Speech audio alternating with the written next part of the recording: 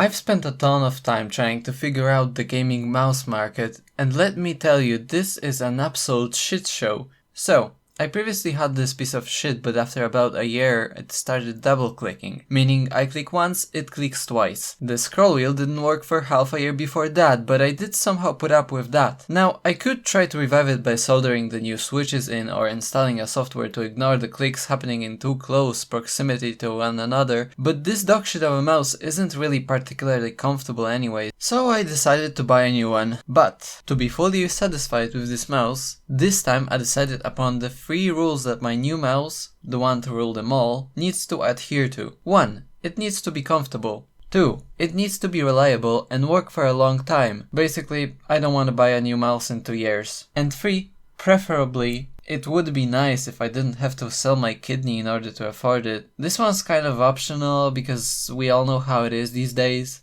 Let's talk reliable. If I want my mouse to last, there's only 2 ways I could go about this. First is optical switches. Clickers, buttons, whatever you want to call them. Mechanical switches have this weird springy thing that goes up and down every time you click it. Eventually it wears out, causing it to malfunction and double click. Optical switches work by covering a laser beam when the button is clicked, which requires less moving parts and less contact between them. Ergo, increased longevity. Most mechanical switches are rated for 20 million clicks. Most don't even live up to that mark, whereas opticals can live up to 100 million sometimes. Most manufacturers put these terrible Omron shit switches made of solidified dog shit, which are the worst of all, but they put them in cause cost cutting and planned obsolescence. Scroll wheel works differently, but it's basically the same situation. Mechanical scroll wheel will usually work for less than a year, and optical one possibly quite a bit longer. Basically, there's a very small selection of mice with optical switches on the market, but there are some, and the ones that have optical switches usually have a mechanical scroll wheel, because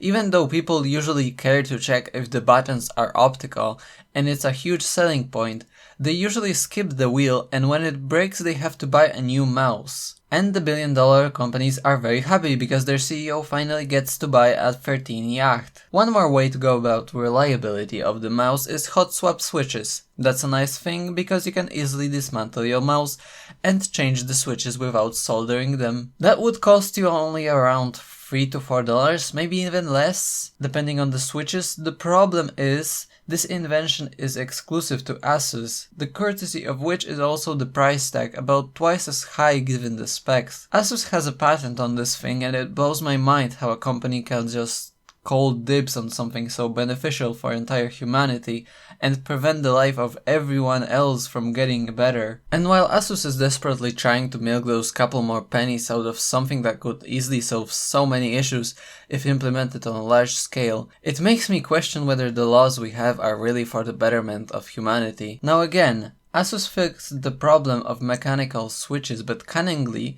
they still implemented a shitty scroll wheel so the longevity of the mouse isn't actually any better, because the scroll wheel usually dies before the switches. It's honestly insane how humanity, especially certain countries and regions, I'm looking at you Europe, are so fixated on climate to the point they tax energy into oblivion, but nobody even tries to make a mouse that would last more than 2 years. And it would be so easy and cheap. Optical switches are barely even more expensive than the normal ones, and making mouse reliable is a production cost of about $2. So why?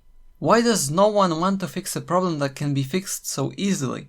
Of course, the answer to this is money. It's always money. Why is it always the money? Also, soldering the new switches in is technically possible in every mouse, if you have a soldering iron that is. But obviously the companies had to make it problematic by putting the screws under the mouse skids, and it's almost impossible to open the mouse without ruining them. Now switches are cheap, but most mouse producers also decided that they will carve out specific shapes for mouse skids so that you can't just put some universal skids on them, but you have to buy ones for a specific mouse. These are often expensive, if even available. That's not done to make your life better. It's so clearly done so you don't want to fix your mouse that I'm not even going to commentate on it. Let's talk comfortable. This poopytech mouse is small, has uncomfortable shape and rather soft clicks. This means I can't rest my fingers on it without accidentally clicking. Here's the thing, ever since I tested my friend's HyperX pulsefire core and it turned out this mouse can hold my fingers relaxed on it, I just couldn't get over how most mice don't allow you to do that. Why? It's so comfortable to be able to just not keep your fingers up all the time. Okay, here's the thing about light and heavy actuation. Heavy clicks can hold your fingers relaxed and are more comfortable, but light clicks are way easier to spam, usually getting you a higher CPS, which is why most people prefer them. So then, there isn't a way to get the best of both worlds, you may ask. Well, long time ago there was a certain razer mouse that had an adjustable click force. Yes, you heard it right, you could basically change the click exactly to your liking. Now, I don't really know how that worked in practice, and it seems I never will because this mouse is no longer in production. But the idea existed and it seemed like a really cool one. Unfortunately, the new version of said mouse doesn't have this feature. Isn't it insane how so many of new and upgraded version of the products are actually worse than their previous counterparts? The problem isn't that people produce mice with light switches, it's the lack of choice and the fact that there are basically almost no mice with heavy switches. You know, it's incredibly easy to make a heavy switch click lighter, but it's very hard to go the other way. The mouse also needs to be ergonomic. Lately there's been many ambidextrous mouse on the market, and that's something I don't quite understand because they're not as comfortable as ergonomic ones. Now again, I'd have no problem with ambidextrous mice if they weren't like 95% of the gaming market. When I first looked around for something good, back then still without any idea of what a good mouse truly looks like and what I'm actually going for, I found this bloody mouse. In terms of comfort, this mouse had everything I could possibly ask for. It was big enough, my fingers could rest on it without accidentally clicking, and it had an ergonomic shape. But it didn't have them opticals, and it had this little weird button that I didn't like. And I decided to look at the internet in search of what people are talking about this mouse, and I stumbled on this Reddit post where people said that bloody mouse have terrible sensors. There may be some truth to this because the advertised 2K refresh rate I know for a fact doesn't work. I checked, it doesn't go up to that, and it sometimes even may cause issues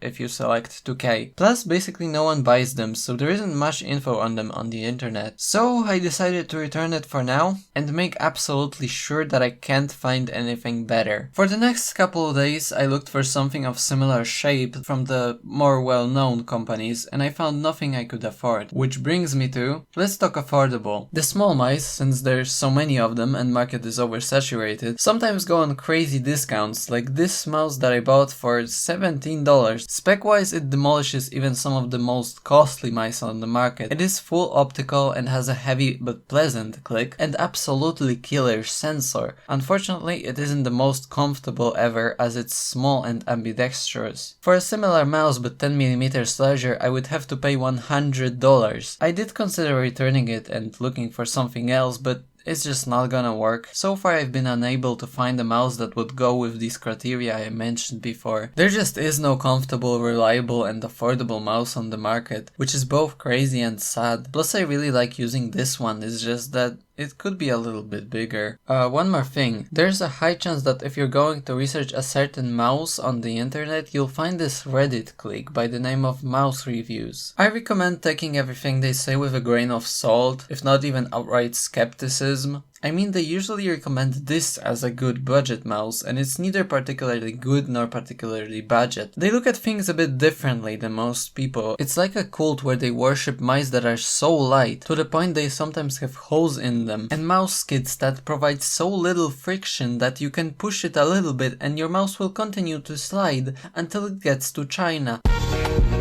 Comfort and reliability don't matter, and your status is determined by how many dollars you spend on your mouse. The more hopeless cases even hold their mouse like this. And oh my god, is that an 8K pulling rate Razer Viper? I will finally lower the reaction time from half a millisecond to 1/8 of a millisecond?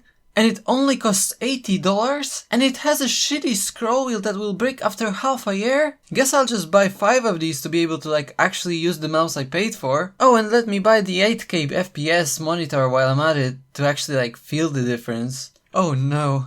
This mouse weighs 70 grams. If a mouse weighs over 5 grams, that means it's worthless. No!